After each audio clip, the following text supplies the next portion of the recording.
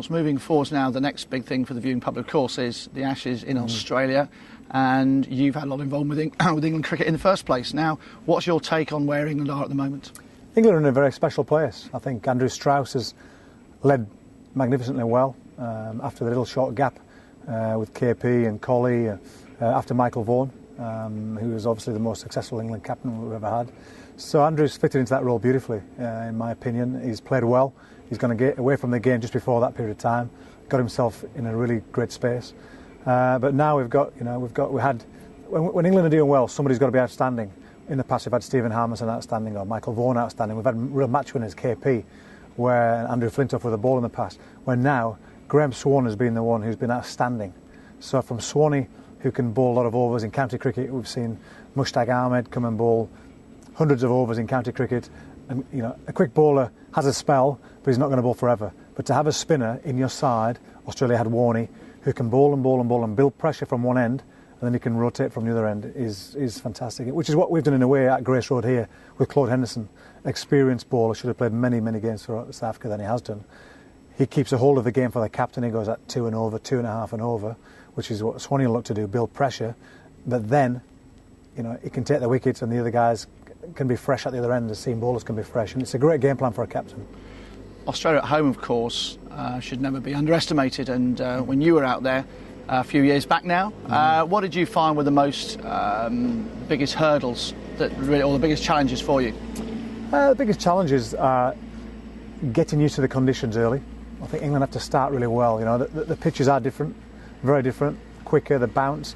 The majority of the balls are coming through between sort of thigh and stomach height, where in England it's more probably knee to hip height.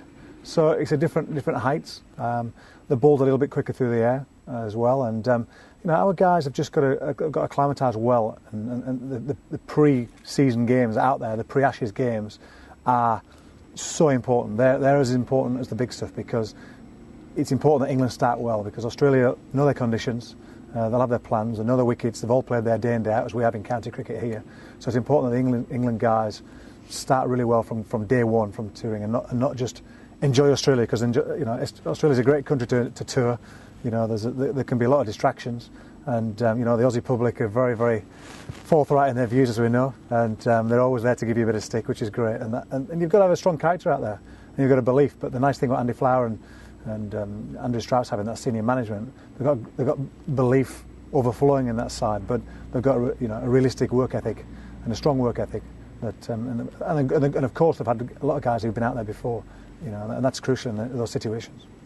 On balance, England are in a good place, as you mentioned. They're on the back of a number of series victories. Australia having a tough time in India just recently, and I think won't have as much chance to prepare for that first test in Brisbane.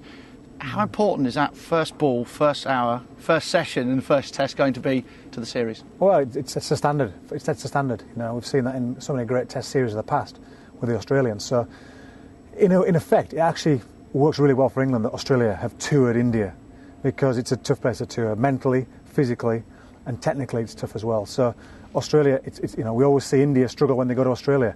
So the Australians, they'll have prepared for there, obviously, but coming back home, it's still very different. So I think it brings Australia down a peg or two by the time we get there. They'll still have to acclimatise themselves, rather than just being run-of-the-mill, here we go again, our backyard, aren't we great? So their batters will be under a little bit more pressure, but the nice thing is England have got full of confidence. Sports a game of confidence. And we've got a great work ethic, the spirit of the guys. I've spoken to guys individually at various occasions over the last few months, and nobody has a bad word to say about anybody, and that's you're in a great space then. Okay, well, your experiences, come back to that just now from being in Australia yourself. There's some fairly memorable ones. So just talk us through how it all came about, and to you ending up basically body surfing in the crowd. How that all came about? Well, it came around. David Graveney originally giving me a call, said, Paul, I've got good news and bad news. The good news is there's a very good chance you're going. The bad news is we're just waiting to find out if you definitely are going. So your kit's arriving, your tickets are being sent, but we'll come back to you. So that was a classic start. Thankfully I went out there. We ended up, obviously there was a whitewash out there at the time. Duncan Fletcher put a note through our doors to make sure that none of the one-day guys spoke to the 4-day guys, the test match guys. They wanted them to be very separate to start with.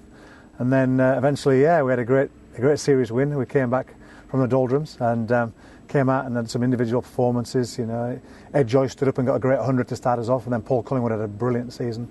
Ian Bell chipped in and KP chipped in, and the guys played beautifully. Then eventually ended up, it was Freddie's idea, I think, in the rain. He said, the Barmy Army have been out there for so long, let's go and support them. And typical Freddie, so let's get out there. So I went out there, somebody shouted, Nico, throw us your shoes, let us have your boots. I had my boots on, so I said, hey, you're more than welcome to that. You must have problems if you want my shoes. But so I threw my shoes in the crowd. Next thing stood on, got dragged in, and the rest history. I ended up body surfing in the crowd and having a great photo for eternity.